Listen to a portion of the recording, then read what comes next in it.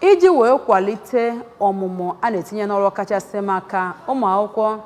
na-eme ihe ọmụmụ sayensị ebe mebisiri emebi a na-eme ihe nyocha ọmụmụ sayensị na kemistri na fiziks na Community High School Agụlụzi Igbo abụrụla nke edozigharị ma gbapee nye site n'ịgba mbọ nke onyeisi oche ọchịchị nchere oge kansụl ime obodo Anaocha bụ Chief Gerald Ozoh. Onye nta akụkọ anyị bụ Kenechukwu Chukwudị gara wee wetara anyị akụkọ a ka o si gaa.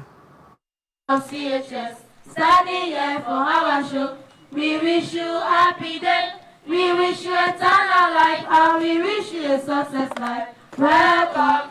N'okwu ya na oge mgbape ebe ọmụmụ ahụ, onye bụ Principal Secretary nke aka na-achị Anambra State bụ Barrister Joaquin Aneto nyere ụmụ akwụkwọ ndụmọdụ ịdị uchu n'ịgụ akwụkwọ ha ma kwekwe nkwa na ebe mmụta ahụ yanakwa ụlọ ndị ọzọ dị na ụlọ akwụkwọ ahụ bụ nke a ga-edozi na ụzọ ziri ezi ma kwekwe nkwa na oge eweta ihe ntụrụugo nyegara ụmụ akwụkwọ ị na-eme ka ha dị uchu n'akwụkwọ ha na-agụ. N'okwu nke ya, onye bụ onye ọchịchị nchere oge nke Anaocha bụ Chief Ozoh kelere Chukwuma Soludo na ihe dị iche ọ na-eweta n'ọchịchị ya ọkacha na ihe gbasara agụmakwụkwọ dịka o si nye ọrụ nyegara ndị nkụzi yanakwa ihe gbasara ha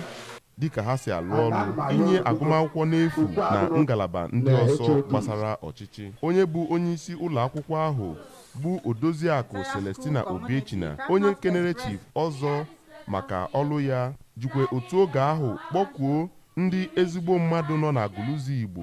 ịgba mbọ fụ na ụlọ mmụta ahụ bụ ebe ewetara akụrụngwa eji amụ ihe yanakwa mee ka ụlọ ndị ọzọ dị n'ụlọ akwụkwọ ahụ dịkwa ka o si kwesị. Onye bụ board member na ngalaba Post Primary School Service Commission nke dị n'Awka bụ Dọkịnta Uche Okeke mere ka amata na ụlọ laboratory mmụta ahụ bụ ebe e ga-etinye akụrụngwa eji amụta ihe site na ntụziaka nke gọvanọ nyegara ụlọ akwụkwọ ahụ na ụlọ akwụkwọ ndị ọzọ dị na Anambra nke o kwusikwara ike ndị mmadụ ị na-enye aka iweta ezigbo agụmakwụkwọ na obodo Anambra. Onye bụ onyeisi oche nke otu ndọrọndọrọ All Progressive Grand Alliance apụga na okpuru ọchịchị Anaocha bụ Chief Anthony Ugoji kenekwara aka na-achị Anambra yanakwa onye bụ onyeisi oche n'okpuru ọchịchị Anaocha dịka ha si agba mbọ iweta agamniru nke onye bụkwa injinia lụrụ ọlụ ahụ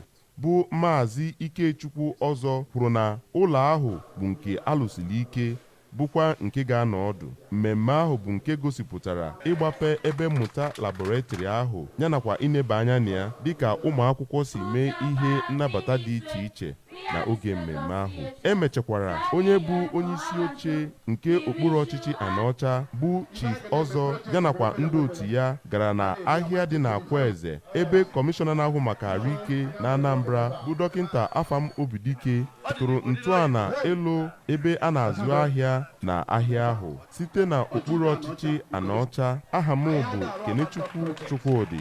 n'akụkọ ụwa ABS.